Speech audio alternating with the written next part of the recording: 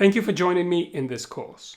I'm going to begin by giving you an overview of the equipment and software required to DJ before we get to the fun mixing side of things. Now, a modern day DJ setup is usually comprised of 2 to 4 digital decks, which are also known as players, and one mixer in the middle. Now, sometimes you can substitute a deck for a turntable, but their core function is exactly the same. However, a turntable has less features than a digital deck, but for now we'll focus on the digital decks. And don't worry if you want to know more about turntables, we will get to it later on in the course. Now, DJ equipment comes in 3 main formats. Format number 1 is where you have the decks and mixer as separate pieces of equipment, and you connect them using various cables, which we'll get to later on in the course. Now, this is the most expensive setup of the lot and can cost you upwards of £3,000. And this is the setup that we've got right here as well. Format number 2 is known as the all-in-one DJ system. Now, this is basically where you have all these 3 pieces of equipment, the 2 decks and 1 mixer, combined together into one piece. The main difference is that you only have one screen in the middle showing you information for the tracks loaded on both deck 1 and 2. Whereas with this setup, format 1, we have a screen on each deck which independently shows us all the information for either track.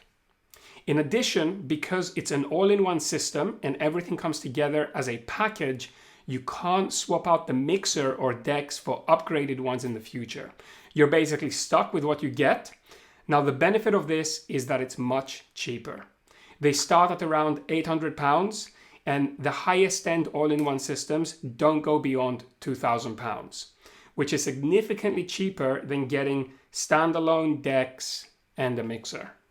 And remember that with the all-in-one system, you get 2 decks and a mixer together. So everything you need to get yourself going with DJing.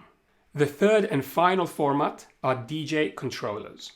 The reason why they're called controllers is because these specifically need a laptop or computer to be connected to them. And you can use them only while running the DJ program on your computer. In other words, they are very similar to controlling a PlayStation with a PlayStation controller. Now, the other point to make, in case you're not aware of this, is that format 1 and 2, the separate decks and the all-in-one system, don't actually need to be connected to a computer to run. They have all the computer components internally built in. So you literally just need your tracks in a USB memory stick, plug it in, and you're able to DJ. So you might ask, why would you want to buy a DJ controller which requires a laptop to work with it? Well, it's due to price. Decent entry-level DJ controllers start at around £200, and the highest end DJ controllers with all the bells and whistles max out at around £1,000. So the price between these and the standalone decks or even the all-in-one systems is significantly lower. Okay, now that you understand a little about DJ equipment, let's get on to the DJ software. Now, the 3 most popular DJ programs are Traktor by Native Instruments, Serato by Serato, and Rekordbox by Pioneer. In this course, I will be focusing primarily on Rekordbox for one important reason. See, the majority of venues around the world employ their own decks. So when you're asked to go and DJ in these venues, you're simply expected to show up with your tracks on a USB memory stick, plug it in, and off you go, begin DJing. Now, most venues around the world are gonna have Pioneer Cdjs because Pioneer simply has the monopoly in the industry. And the thing is that Pioneer Cdjs inherently use Rekordbox. So if you were to prepare all of your tracks and your playlists using a program other than Rekordbox, you wouldn't be able to show up with a USB stick, plug it in, and see all of the important information a DJ needs to see.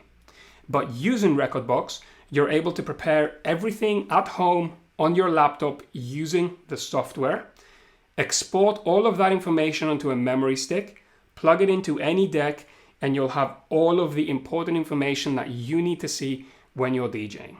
Now, I don't expect you to know what this information is at this stage, But as we go through the course, you'll learn what it all is and you'll see why it's extremely useful to every DJ. Now, just as a really quick example, if you look on this deck here, again, I haven't gone through any of the parameters of the deck, but on the screen, you'll notice there is a marker here with the letter A and a marker here with the letter B and the little white triangle pointing down right here, as well as this number, which represents the tempo of the track, which we'll get to, and the waveform. All of this information I can only see because I have put the tracks into Rekordbox, done a few things in there, exported them onto this memory stick and plugged it into the deck. And you might ask, well, can't you analyze all of your tracks on Serato or Traktor and then plug them into the deck?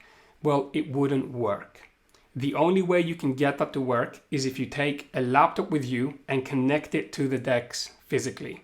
And unfortunately nowadays, that is not allowed anymore in most venues.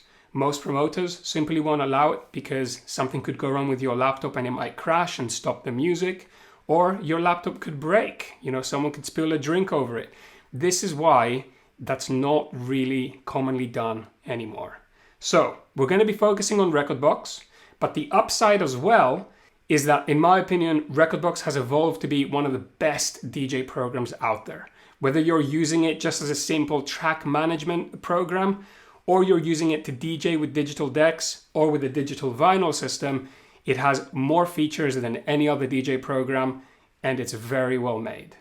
So without further ado, let's get into the software.